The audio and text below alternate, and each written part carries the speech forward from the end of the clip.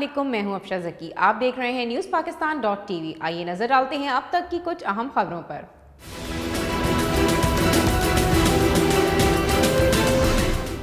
حکومتی مذاکراتی کمیٹی اور اپوزیشن کی رہبر کمیٹی کے درمیان مذاکرات کا ایک اور دور بے نتیجہ ختم، ڈیڈ لاک برقرار۔ ہم اپنے مطالبے پر ڈٹے ہوئے ہیں، حکومت درمیانی راستہ نکالنے کی کوشش کر رہی ہے۔ سربراہ رہبر کمیٹی اکرم درانی کا بیان، کچھ چیزوں پر اتفاق ہوا ہے، کچھ پر ڈیڈ لاک برقرار ہے۔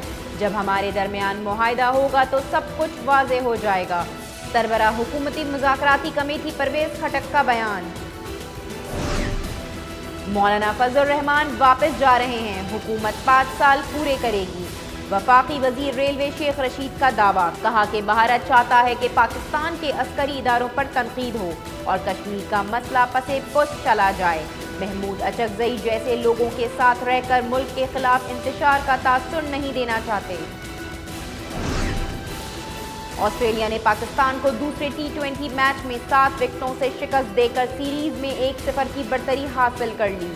کینگروز نے 151 رنز کا ہدف 19ویں اوور میں حاصل کر لیا۔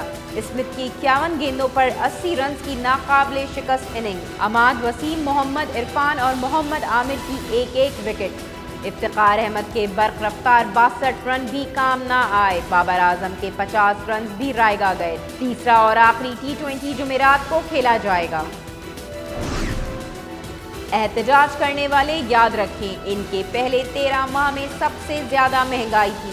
اقتصادی امور کے وفاقی وزیر حماد اظہر کی میڈیا بریفنگ، کہا کہ کار کے کیس میں پاکستان کو بڑی کامیابی ملی۔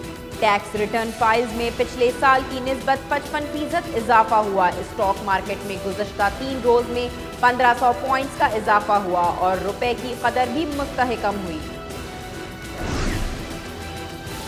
توہین عدالت کیس میں فردوس عاشق اعوان کی عدالت سے ایک بار پھر غیر مشروط معافی۔ عدالت کی شو کاز نوٹس کی تحریری جواب جمع کرنے کی ہدایت۔ وزیر اعظم کی معاون خصوصی کی آئندہ سماعت میں حاضری سے استثناء کی درخواست مسترد۔ مزید سماعت 11 نومبر تک ملتوی۔ پاکستان کا امریکی محکمہ خارجہ کی دہشت گردی سے متعلق رپورٹ پر مایوسی کا اظہار۔ رپورٹ میں دہشت گردی کے خلاف عالمی جنگ میں پاکستان کی قربانیوں کو یکسر نظر انداز کیا گیا۔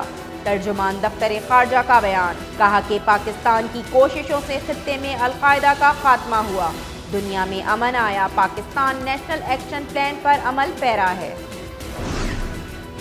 آصف زرداری کی صحت کے بارے میں ہمارے خاندان میں تحفظات بڑھتے جا رہے ہیں، ابھی تک ان تک ماہرین اور ذاتی معالج کو رسائی نہیں دی گئی۔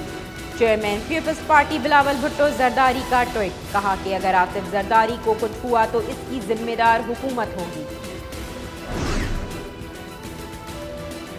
ترکی نے امریکی وزارت خارجہ کی جانب سے دہشت گردی سے متعلق عالمی سالانہ رپورٹ برائے 2018 کو اپنے گناہوں پر پردہ ڈالنے کی ایک اور کوشش قرار دے دیا۔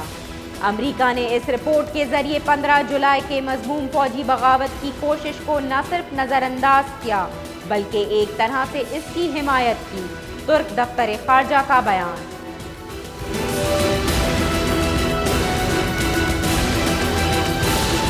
اب تک کے لیے اتنا ہی۔ مزید خبروں اور اپڈیٹس کے لیے وزٹ کیجیے ہماری ویب سائٹ newspakistan.tv۔